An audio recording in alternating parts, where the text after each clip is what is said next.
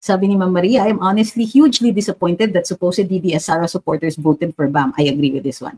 For BAM, nakakairita. It feels like a huge slap in the face na parang ayaw na nila umuwi si PRD. Totoo yan. Here is what I can say. Alam nyo ba na, di ba, ang mga kaliwa ang ang talagang nagsuporta at nag-operate kay Tatay Digong? O, di ba? Pero hindi nyo ba alam na ang mga dilaw ay supportive of the Reds? So kaya kahit ako, disappointed ako kung may DDS na bumoto kay Bam. Sobrang kaka-disappoint yung part na yan. So sabi ni Laksimi Vlog, magkakagulo na naman liberal versus Duterte ang labanan. Kaya nga, so kung may DDS na bumoto dun sa mga liberal na yan, mag-isip kayo. Kasi sila po ang tatapat kay VP Inday. You put them in power. Now examine why you did that.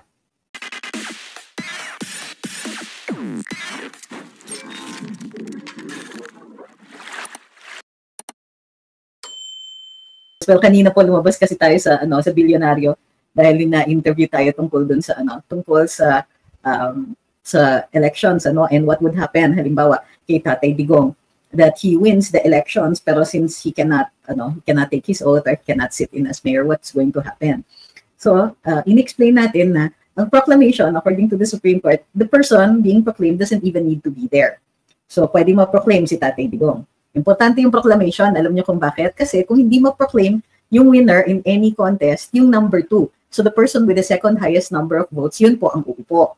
So, pag hindi na-proclaim yung winning candidate, yung second highest number of votes, yun po ang uupo pagka yung winning candidate ay hindi po makakaupo or cannot dispense the functions of the position for which he ran and possibly won. No? Ngayon, in Tatay Digong's case, he can be proclaimed even if he's not physically present. But he might not be able to take his oath, nor will he might not be able to undertake the duties of the mayor of Davao City. In such cases, the vice mayor will take over the duties of the mayor. If the position eventually is declared vacant, then the vice mayor will take over. So, remember, importante yung proclamation. Pag hindi na proclaim, it's the number 2 for mayor. So that would be Carlo Nograles. Yun. So sabi ni Ma'am Karen, proclaimed na po si Tatay Digong bilang mayor ng Davao City. And so since he cannot dispense the duties of a mayor, then most likely it will be Vice Mayor Baste Duterte who will take over. And that was a good idea on the part of Tatay Digong to run for mayor and then Vice Mayor niya si Baste Duterte. Diba? Tingnan niyo yung nangyari. So he was, even if in the event he was arrested in a Philippine court or by a Philippine court, o di ang galing si Vice Mayor Baste pa rin. Hindi the other way around. Kasi kung yung Vice Mayor ang hindi makadispense ng functions ng Vice Mayor, yung number 1 na konsehal, yun po ang aakyat. So sakto, sabi ni Sephira, oh yes, galit daw po yung wakwak. Grabe kayo. So, yes, I understand na nag-file ng motion. It's not a TRO, okay? Nag-file ng motion si Governor Gwen Garcia of Cebu to postpone the proclamation. Kasi mayroon siguro silang ipipresenta na what we call a pre-proclamation controversy kung sakasakali. Under the, in cases of pre-proclamation controversies, kailangan ma-resolve yan bago i-proclaim yung winning candidate. So, in case that happens, hindi ka agad mapoproclaim. Pero dahil hindi po what do you call this? The law abhors a vacuum, di ba? So hindi maganda yung hindi na-fulfill yung position. So in all likelihood, they will try to resolve it as quickly as possible and then kung wala talaga ipoproclaim siya. So kung sakaling ma-proclaim, then the loser, the person with the objection or anything like that will have to file the case formally with the courts. Or with the COMELEC. So sabi ni Elnet, ayaw bumaba pinabababa na ni Ombudsman, ayaw, kaya mga tao na nagpapababa sa kanya. So yan nga ang fate ni Governor Gwen Garcia. She wants to hold on to her position for as long as possible. Bukod pa dyan, tama, mayroon siyang preventive suspension order from the Office of the Ombudsman. So, 2 reasons na for her to vacate the office. Although, hindi pa siya required to vacate the office permanently dahil siya pa rin naman as of now, ang governor, yung kanyang preventive suspension order issued by the Ombudsman, she should be following that. So regardless, even if proclaimed ano ba? Attorney ba si Pam? Attorney siya, di ba? Or at least akala ni tatay abogado siya. So even if she is proclaimed, it means that she's the next governor. Hindi pa dapat bumaba si Gov Gwen. Kailangan siyang mag-vacate ng office because of her preventive suspension order. Bakit niya sinasabi proclaim na po si Pam Bariccuato? Hindi ko naman sinabi na hindi siya proclaimed. What are we reacting to here? Sabi ni St. Peter, daming umaasa sa Duterte. What do you mean umaasa? What does that mean? Sabi ni Ma'am Karen, oh my God, Gwen, 3 years lang yan. Kung makakapit naman sa posisyon, akala mo forever na si Pam governor ng Cebu. Nonetheless, congrats to Pam. I hope she will fulfill her promise to fix the healthcare system of Cebu hospitals. For every municipality, nakapos talaga sa medical professionals and equipment. From Cebu, here, well done mga Cebuanon.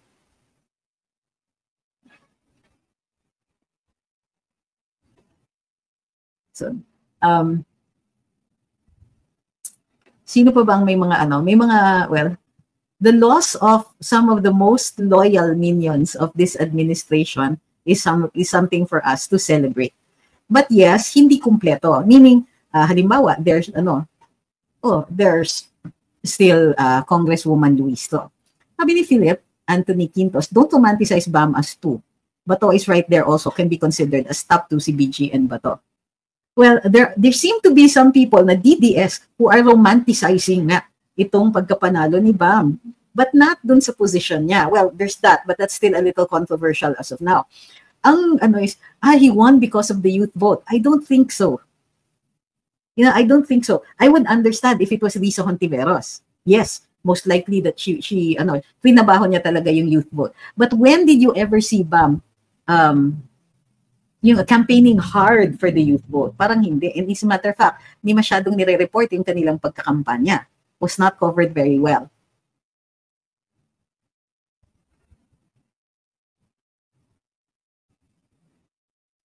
Sabi ni Presi, sorry, off topic, but my sister sent me, what is TT?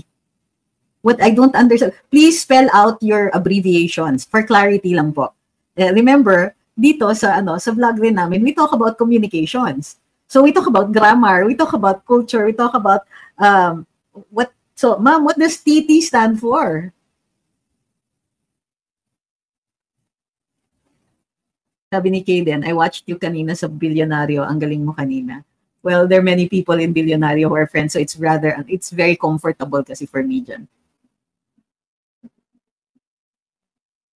Sabi ni vlog ni Bogie, naisahan ng lahat sa ML.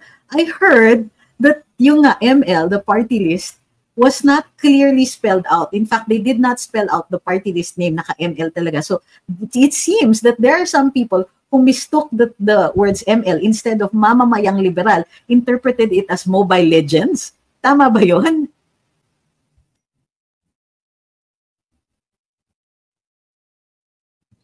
Sabi ni Arichi, if Gwen Garcia does not serve her preventive suspension, will she serve it after she steps down?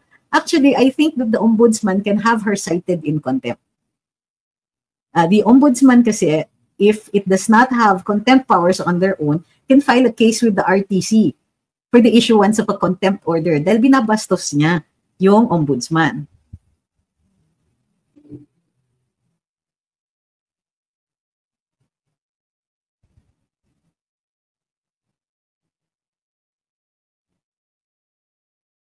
Bam! Sabi ni Yari, it's a blessing in disguise kasi kailangan ni Sara suporta from a governor like BAM for 2022. Hindi naman governor ang tinakbo ni BAM. I assume that you are talking about Pam. Sabi ni Bonnie, BAM is promoted by Mobile Legends caster. Hindi naman po si BAM yung tumakbo under ML. It's Laila De Lima.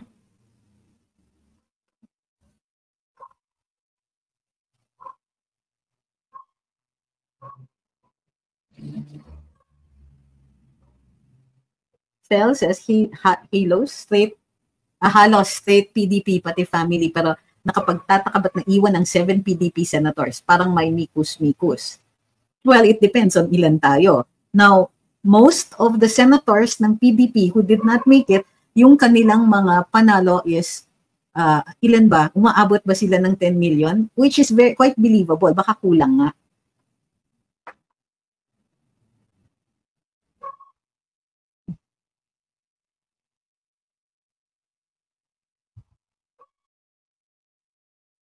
I think 14 million block vote from Attorney Leni Robredo, 2016. Ma'am, yung mga pink na po ang nagsasabing wala na pong pink. Kasi sila na mismo yung nagsabi ng ganon. Kaya marami pa rin nagtataka. Hindi solid yung 14 million na yun. And by no means is Bam Aleni. In fact, marami dun sa mga pink ay galit kay Bam dahil natalo si Leni under his management or mismanagement. Plus other BBM votes. For Bam, so are you saying the loyalists voted for Bam?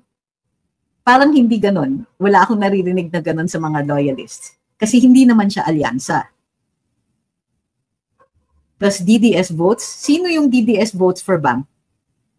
Endorsed from MILF, BARM, INC at yung mga DDS votes for Bam? I don't think so. I don't think so. Malalim yung sugat na yan. MILF, ilan po ba ang vote ng MILF? BARM, yes, significant ang BARM. But from what I see dun sa sa survey ng ng Pulse, last April 20, nandun ba siya? Check natin Yun lang ang more or less maayos Yan, April 20, nationwide survey for the May elections.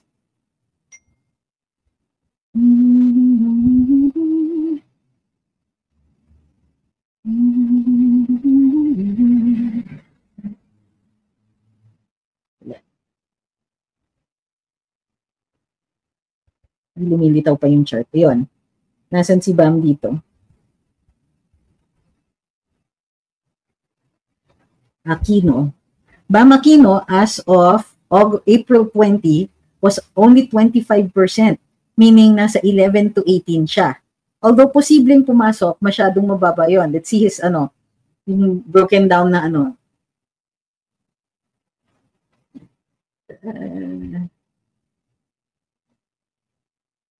broken down according to regions.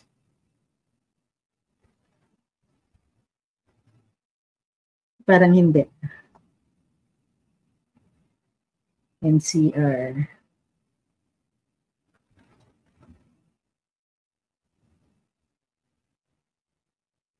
Wasn't making a dent. So, hindi po totoo yan, ma'am. Ma'am, you're guessing. Hindi po ganyan.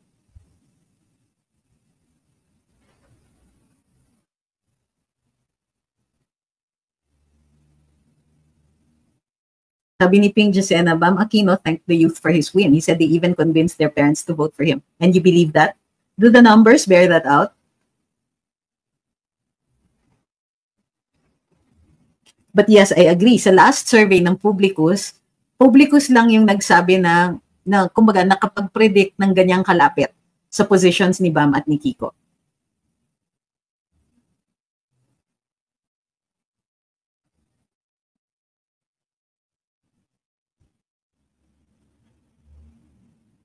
Sabi ni Julius, parang may spell yung name ni Bam sa ballot this election. I was also swayed for a second to shade his name, but I'm an enlightened one, so it will be my own decision if I ever vote for him or not. Light worker ka. And in fact, if you'll notice, ang hirap hanapin ng pangalan ni Pastor Kibuloy. I had a hard time, even if I had a number.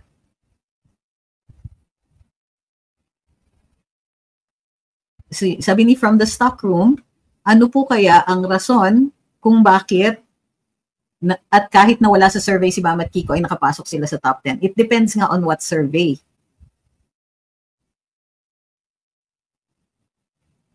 Actually, no. Sabi ni CJ, kaya naman pala bumaliktad si Madam Aimee sa kanyang brother, matatalo siya, at least nakasabit pa sa laylayan. Hindi, tama naman yan. Talagang umalis siya sa alyansa, among other things. She knew na kiss of death yan. That's number one. So, nag-independent siya. So, yung endorsement ni VP Inday came from VP Inday. Hindi naman na I don't know if I sought that out.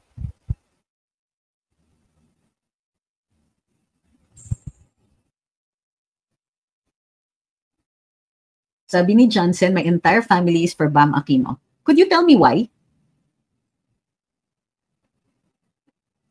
Yeah, ano yung reason kung bakit binoto niya si Bam? What was his platform? What convinced you to vote for him? No, that's not true. The votes for Kiko and Bam are coming from BBM votes for Villar and Aimee. No, Camille Villar never left Alianza. Although in the last two sorties, hindi na siya binabanggit ni BBM. Pero she remained a member of Alianza.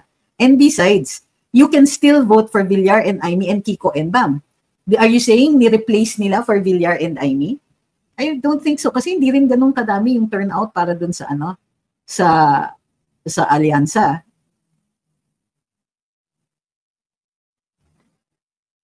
Sabi ni Kum, Pate, I don't believe in Kiko's capability.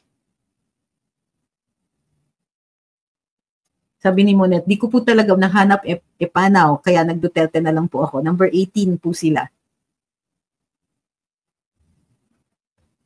Sabi ni Dodong, proven kami, mga OFWs at Mindanaoan ay solid Duterte. Results will tell. Are you sure?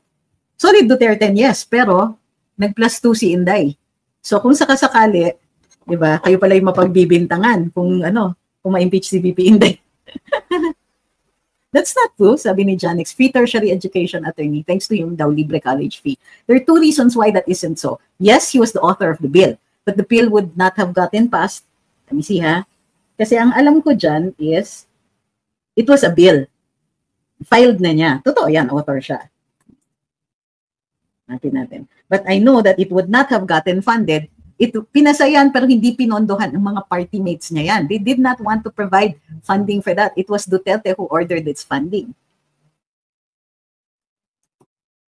Why do you say that like it's a fact? It's not a fact.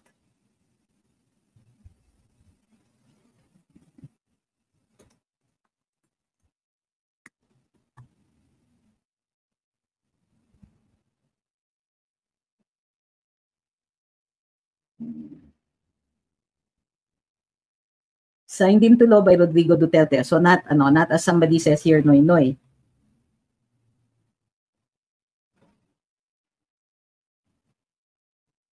Pinapondohan.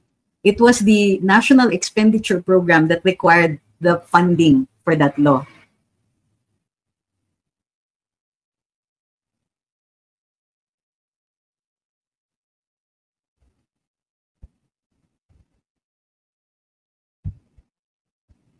Sabi ni Jocelyn, sabi ng nanay ko, kaya niya binoto si Bam is because wala raw bahid ng korupsyon.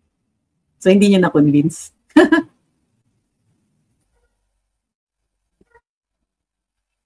Sabi ni Zian Natalie, wala na bang pag-asa mag-recount? Well, there has to be complaints. Normally, ayaw ng COMELEC nagre-recount. They fight it. Alam niyo kung bakit? Mahal eh. So, especially pagka na-proclaim na. Hindi pa naman na-proclaim yung mga senator. So kung merong magpa-file dyan for a recount, file na sila.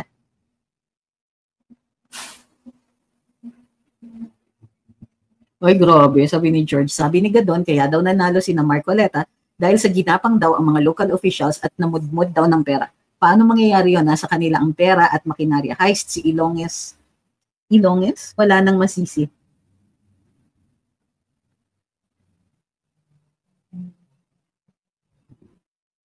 Sabi ni Tikyo, laws are a team effort and credit should be given to all members of the team that authored the law, signed and funded the law's enforcement. Yes. Pero, the reason I'm asking why you think that Bam was voted, una, let's separate fact from fiction. Tapos, alamin natin, bakit nakapasok, paano nakapasok yung dalawa? Alam niyo kung bakit? Because this means na, more or less, nag-umpisa na ang irrelevance ng Marcos administration. Of course, we expected them to be lame ducks by this time. Pero super duper lame ducks sila that they couldn't get many of their really loyal lieutenants to pass. To pass muster. Ang alyansa, sino lang ang nakapasok doon? Camille Villar, yung endorsement ni VP Inday mattered to her. Si Erwin Tulfo, alyansa yan, pero halos nag-iisa siya. Sino yung mga alyansa hindi nakapasok? Manny Pacquiao. Ang pagkatalo ni Manny was because Mindanao turned their back on him. Sino pa ba yung mga Abby Binay? Talo si Abby Binay. She could not swing what her father could. And kiss of death talaga yung pag-ano nila. And si Abby Binay, hindi lang siya natalo sa Senado, tinalo pa ni Nancy yung asawa niya. Asawa ni Abby who was also running for mayor of Makati. So, ang tingin ko dyan is most of alyansa na kiss of death. Alam na natin yan. Super duper lame duck ang administration. And so getting there, and ano pa, wala silang achievements na masasandalan para may credibility yung endorsement ni BBM. So, ang dami, yes, Abalos also lost. So, bakit? Walang solid achievements ang BBM administration that would have made BBM a credible endorser. Martin Romualdez did not care na he looked very, parang that Congress appeared like a bully to many people. So, naalala ng mga tao yan, napakanega ng projection tapos kukonti ang achievements. Now, yung mga dilaw, walang achievements yan. So we need to find out paano nakapasok yung dalawa. Now, there is also talk that they have been in, yung pagkapanalo nila is so US machination. Parang hindi natin akalain makakapasok sila, ang taas pa. Diba? Ano pa, mayroon pang, ever since 2024, Risa Hontiveros has been strongly following and closely following the US line. So, we know here that even as the the Marcos administration kept trying to get an into the US, it appears to me and to many others that it is the SOCDEMs, the Dilaws that we call them, sina Senator Risa, Bam Kiko, Chel Jokno, Laila de Lima, etc. It seems that they have the support of the US. So, now that makes them the opponents. Ay, yes po, nasa ng eye protectors po. Tama po kayo. Sandali, hindi ko mahanap yung salamin ko. Tapusin ko lang yung thought. It means that we have to prepare for a 2028 showdown with the Dilaws. Irrelevant na ang Marcos administration. 2028 will be a fight for that.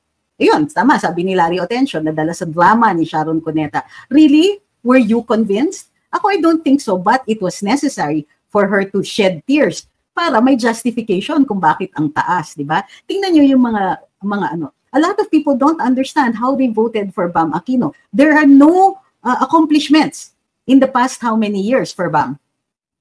He lost the elections for Leni Robredo. So, sasabihin, walang bahid ng korupsyon, wala ring accomplishment. Yeah. We have to look at their communication strategy dito. Ano yung ginamit nilang strategiya aside from the fact na mukhang tinulungan sila ng US? We have to look at what it is that made them win. Because they might do the same thing in 2028. Sabi ni Kai, no, I'm not convinced kasi nilangaw sa Cebu. I agree. I'm also not convinced that they got the youth vote. Although, I must admit, si Senator Risa Hontiveros ang super sipag dyan sa youth vote. Which is something that we can do also.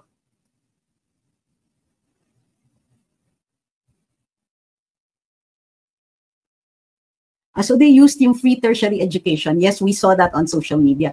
Pero I don't, is it that easy? Ganito yun eh. Siya, author ng free tertiary education, ilan na lang. Dinidefund yan ng Marcos administration. I know it was in the plan. Dahan-dahan silang dinidefund. So how could you say na malakas siya sa youth vote, kukonti na po yung nakalibre ng tertiary education? It was never at the level of the Duterte admin. Oh, it means nakuha nila sa fake news or sa paghimas ng communications nila.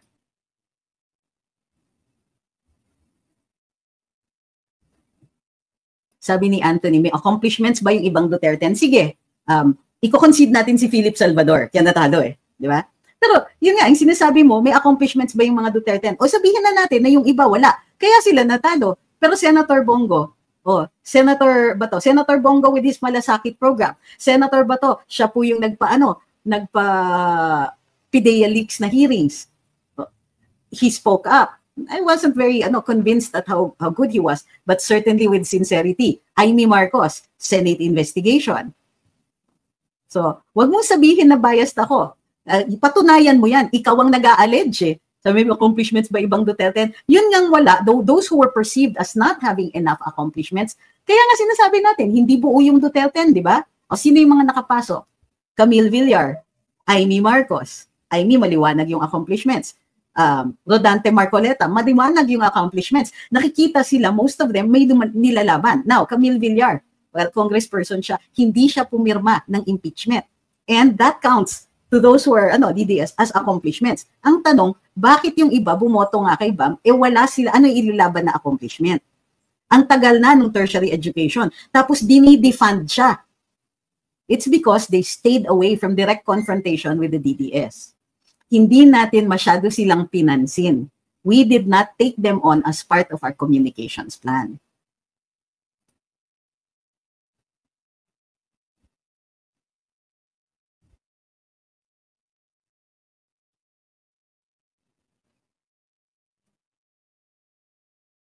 So I don't know if there are any, let me see, reasons kung bakit, ko, you can't let it go.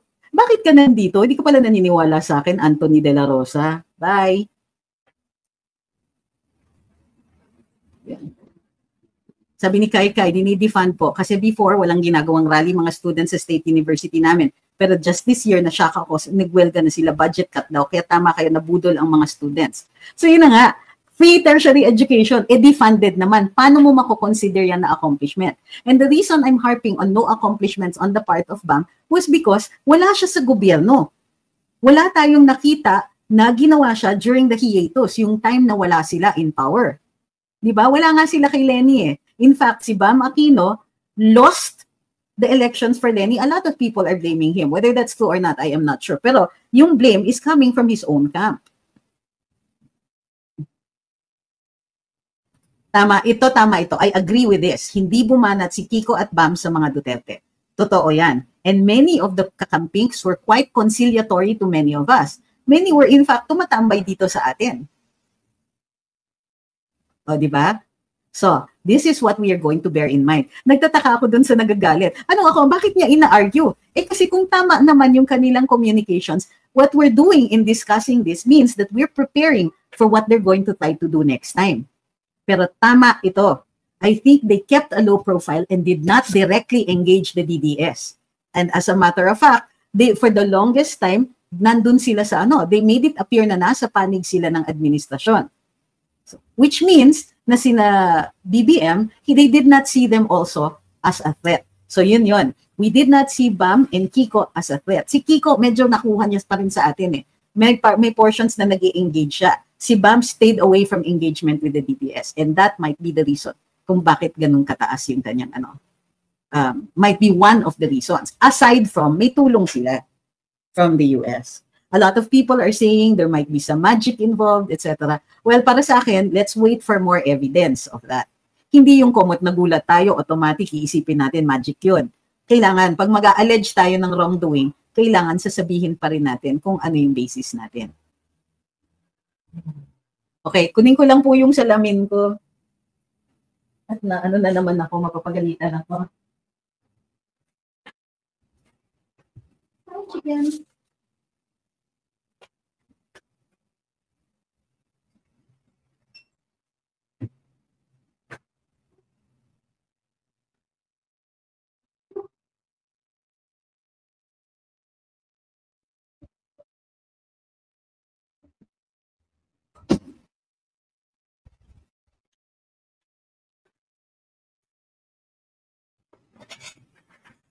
So, ayan. Sorry po, kailangan manalamin. Remember how walang rallies yung mga dilaw or wala sila masyadong rallies? Sabi ni RG, they played safe, puro lang depensa instead of attacking. It was a good strategy, ha? It was a good strategy. Kung yan po ang nagpapanalo, tandaan po natin kung ano yung mga ginawa nila. Ang weird nung Paul, nagagalit siya na binabaklas natin yung comms nung kabila. Tama, si Shawi lang, Sharon, lang ang bumanat kay VP nung sinabi niya nagsisisi na ba kayo at hindi si Kiko ang binoto niyo na VP. Yikes.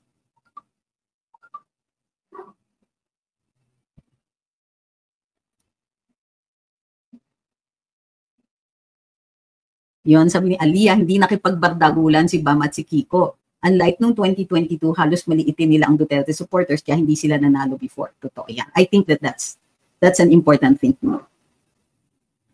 Sabi ni Joy, si Colonel Grijaldo pwede po ba siyang palayain?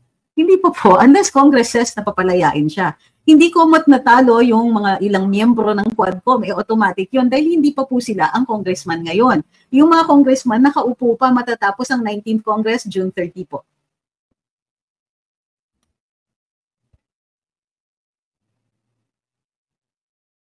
Sabi ni Valentino, marami pong DDS na bumoto kay Bam dahil daw sa balitang pangako niya sa INC na no ang vote niya sa impeachment. Why would you vote for him then? Even if he did that. So, di ba? Well, sabagay, yung sinasabi natin, yun yung purpose sa pagboboto. Pero, pinagkakatiwalaan niya siya, okay, sige, ipapangako niya yung sa impeachment. What about the other things?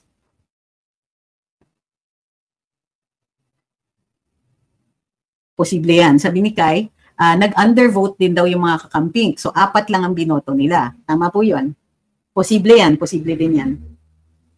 Sabi ni Ma'am Karen, biruin mo yung nagsasabing, wow, dagat, nanalo. Silang dalawa yung nanalo na hirap i-convince to make sense at dapat panghanapan ng nagawang matino. I don't believe in their numbers. I hope the other 7 PDP senatoriables will file a complaint kasi may mga ebidensya yan sila sa mga election glitches. Happy ako talo si Contempt King Paduano at si D. Bakit binas pa ho ang papers? What do you mean binas? Sabi ni Judith, bakit nanalo si Lito Lapid? Sino ba bumoto sa kanya? Ano ba nagawa niya sa Senado? Pwede rin magtanong tayo ng ganyan. Matagal ko na actually, palaisipan ko yan. Paano na nanalo si Sir Lito Lapid? Although, sabi naman ng ibang supporters niya, marami naman daw po siyang na-propose na legislation.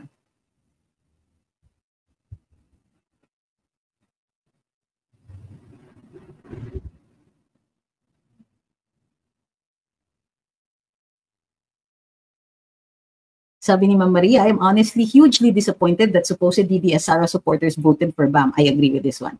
For BAM, nakakairita. It feels like a huge slap in the face na parang ayaw na nila umuwi si PRD.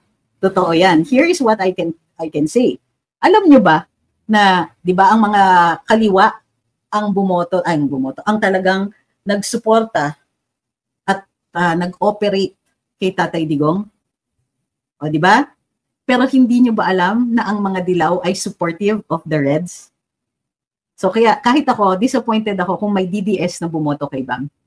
Sobrang kakadisappoint yung part na yan. Kung totoo yan, na mayroong DDS na bumoto sa kanya.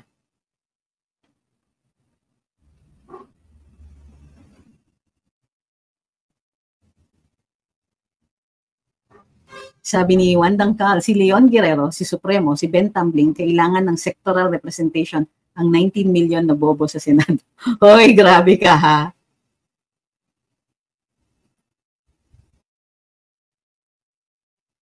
So, sabi ni Laxmi Vlog, magkakagulo na naman liberal versus Duterte ang labanan. Kaya nga, so kung may DDS na bumoto dun sa mga liberal na yan, mag-isip kayo. Kasi sila po ang tatapat kay VP Inday. You put them in power. Now, examine why you did that.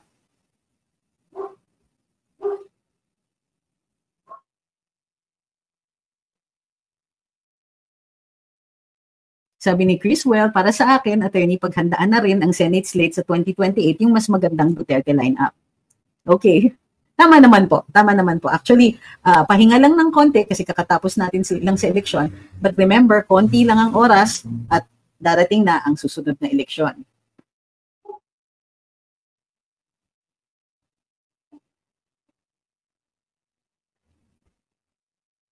Sabi ni Cloud, may DDS I heard nag-support kay Bam because they said they can't stand Kibuloy or Ipe. Well, if they can't stand Kibuloy or Ipe, bakit dilaw ang pinili nila? Diba, marami namang iba at pwede rin naman sila mag-undervote. No, that is an active choice. By shading Bam's name, that was an active choice. We have to figure out why they did that. Sabi ni Nappy Boy, it's understandable the US prefers the Liberal Party since proven and tested allies sila.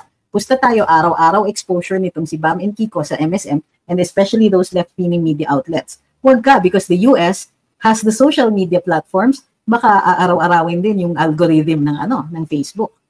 Sabi ni Amy Smith, why Lito Lapid? There you go. Also, matagal ng misteryo yan sa akin eh.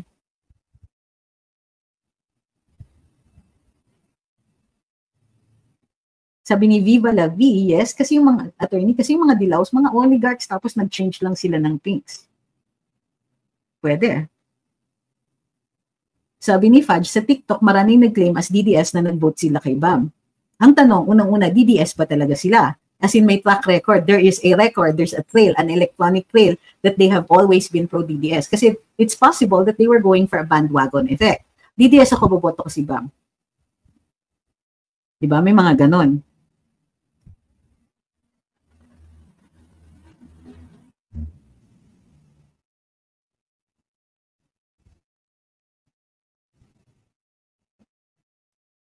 Opinion ko lang, di lahat ng DDS ay nag-straight Duterte. Kung lahat ng bumoto kay Senator Go ay nag-Duterte, dapat pasok lahat sila. Well, totoo naman po yun. And like the guy said, yung iba kasi na nasa Duterte, eh, hindi masyadong kilala.